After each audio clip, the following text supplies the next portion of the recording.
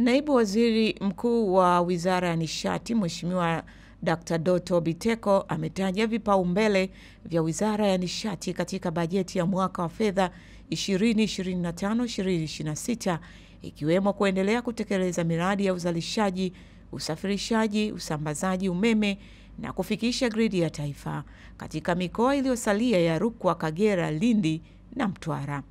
Akiwasilisha vipaumbele hivyo kwa kamati ya kudumu ya Bunge ya Nishati na Madini leo jijini Dodoma, Dr. Biteko amesema vipaumbele hivyo vimezingatia mpango wa taifa wa nishati wa mwaka 2025 hadi 2030.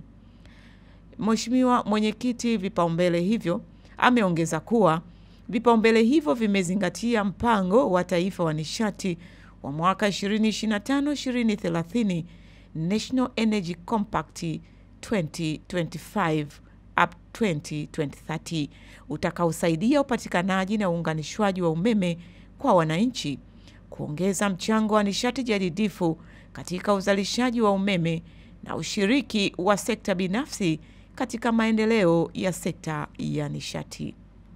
Katika hatua nyingine, Dr. Biteko amesema serikali imewajengea wazawa uwezo mkubwa wa kutekeleza miradi ya umeme, huku akitolea mfano wa ajira kwenye miradi ya umeme kufikia idadi ya ajira 53,000. Ameongeza kuwa dunia inahitaji nishati na mahitaji ya umeme yamekuwa yakiongezeka kwa kasi, hivyo serikali itaendelea kuongeza vyanzo vya uzalishaji umeme ili kukidhi mahitaji ya Watanzania. Awali, mkurugenzi wa sera na mipango Wizara ya Nishati Petrolia Tu alisema katika kuhakikisha kunakuwa na upatikanaji wa umeme wa uhakika, wizara itaendelea kuimarisha gridi ya taifa, National Grid Stabilization Project, pamoja na kufanya matengenezo na ukarabati wa mitambo ya kuzalisha umeme. Ameongeza kuwa wizara hiyo itaendelea na usambazaji wa nishati katika vitongoji, maeneo ya migodi, kilimo, viwanda na pampu za maji pamoja na vituo vya afya ili kuwezesha shughuli za uzalishaji na utoaji wa huduma bora kwa wananchi.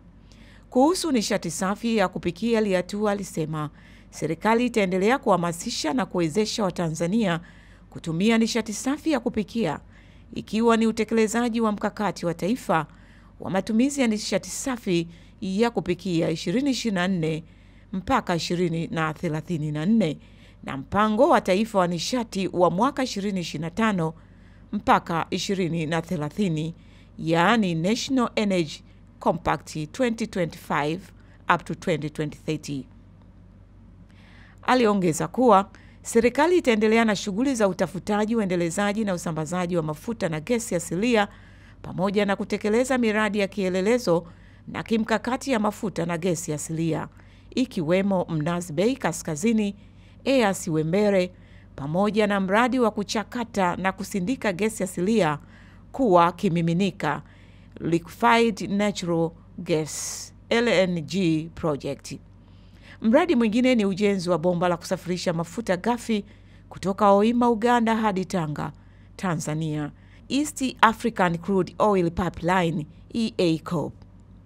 Vile vile amesisitiza kuwa serikali itaendelea kuimarisha utendaji wa taasisi na mashirika yaliyo chini ya wizara ya TANESCO, REA, TPDC, PBPA, EWURA na PURA pamoja na kampuni tanzu ili yatoe huduma bora kwa wadau, kuimarisha mapato pamoja na tija na ufanisi katika uendeshaji.